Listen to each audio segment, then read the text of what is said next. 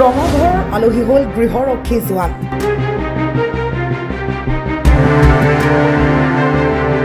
আৰক্ষী বিষয়াৰ নামত অপপ্ৰচাৰ চলোৱাৰ অভিযোগ। বিলাসীপুৰত আৰক্ষী বিষয়াৰ নামত অপপ্ৰচাৰ চলোৱাৰ বাবে ৰঙাঘৰৰ আলহী হ'ল এগৰাকী গৃহৰক্ষী জোৱান। আৰক্ষীয়ে গ্ৰেপ্তাৰ কৰে প্ৰাক্তন গৃহৰক্ষী জোৱানজনক। দায়িত্বৰ পৰা অপসাৰণ কৰাৰ পিছতো ইউনিফৰ্ম পৰিধান কৰি সংবাদ মাধ্যমত ভাৰপ্ৰাপ্ত আৰক্ষী বিষয়াৰ বিৰুদ্ধে মিছা ভাষ্য প্ৰদান কৰাৰ বাবে গ্ৰেপ্তাৰ বাদশাহ শেখক। উল্লেখযোগ্য যে বাদশাহ শেখ পশ্চিম বিলাসীপুৰৰ বিধায়ক হাফিজ বছিৰ আহমেদ কাছিমিৰ গৃহৰক্ষী জোৱান আছিল। নিজৰ কৰ্তব্য পালন নকৰাৰ অপৰাধত বাদশাহ শেখক গৃহৰক্ষী জোৱানৰ পৰা নিলম্বিত কৰিছিল বিভাগীয় কৰ্তৃপক্ষই।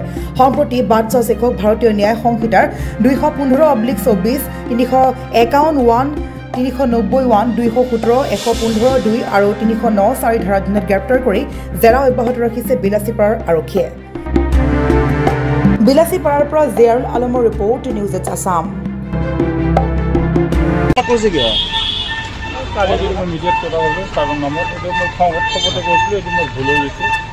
নয়াৰ থাকা বুলি কোৱা নাই মই মোৰ পোষ্টিং মোৰ ৰিজাৰ্ভ ক্লজ কৰিছে 4 তাৰিখত ক্লজ কৰিছে। আপুনি যে কালি যে ক'লে যে মই এছডিপিৰ সোৰ্স হিচাপত কাম কৰি আছো, মই তাৰ পৰা এতিয়া মই ক্লজ কৰিছে। তাতে এনে ছাৰৰ লগত মানে ভাল বুলি তাতে থাকছিল। আপোনাৰ ছাৰে কৈছিল নেকি? এইটো ছাৰে কৈছিল নেকি? ছাৰে কৈছিল যে ছাৰে থাকিলে ধৰি দিছে ছাৰে কালিতো মোৰ 4 তাৰিখত মই ক্লজ কৰিছিল ইয়াৰ পৰা। আৰু আপুনি কিয় মিছা মাতিলে তেনেহ'লে? এছডিপি ছাৰে মোক ইয়াত কি দিছে? সোৰ্স হিচাপে ৰাখি আছে। আৰু মই ভাল বুলি কৈছোঁ নহয়। আপুনি মিডিয়াক কিয় মিছা এইটো মোৰ ভুল হৈ গৈছে। মোৰ মাইণ্ডটো অলপ বেয়া আছিল। আমাৰ নেহাত আৰক্ষী বিষয়া দেৱান সাহেবৰ বিষয়ে আৰু যিটো ড্ৰাগছৰ বিষয়ে কৈছে, বৰ্তমান আমাৰ ইয়াত ড্ৰাগছৰ ব্যৱসাটাও মানে নাইকিয়া হৈ গৈছে। কাৰণ এছডিপিঅ ছাৰ, অচি ছাৰ আৰু আমাৰ আইচি ছাৰে এইবিলাক খুব গুৰুত্বপূৰ্ণভাৱে এইবিলাক যিবিলাকে কৰে তেওঁলোকক ধৰি ধৰি এৰেষ্ট কৰিছে। যিটো মানে বাদশাহ নিজে কৰে মোৰ মেণ্টেলিটি খাৰাপ, মানে মেণ্টেলিটি খাৰাপ হোৱাৰ কাৰণে মই এইবিলাক কথা কৈছোঁ। এইবিলাক মোৰ ভুল হৈছে। গতিকে এতিয়া বাদশাক আমাৰ প্ৰশাসনে ধৰি আনিছে, ধৰি আনি মেডিকেলত লৈ গৈছে। আইনে যিটো ব্যৱস্থা কৰে এইটো আইনৰ ওপৰত তাৰ হ'ব। বাদশাহ এজন হোমগাৰ্ড আছিল, কিন্তু মই এতিয়া জনামতে তেওঁ হোমগাৰ্ড নাই, কিন্তু তেওঁ নিজে হোমগাৰ্ড বুলি কৈ আছে।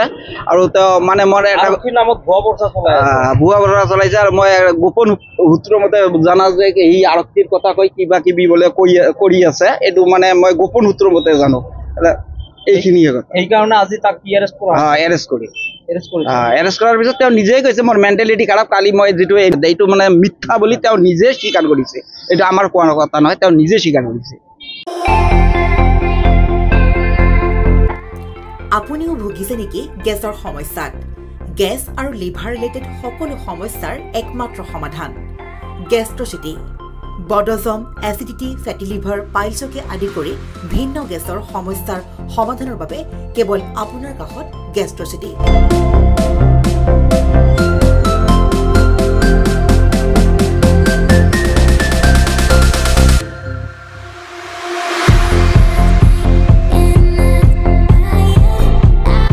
ভিজিট কৰক গেষ্ট্ৰচিটি, গুৱাহাটী, হাতীগাঁও চাৰিআলি। যোগাযোগ নম্বৰ 7577999909।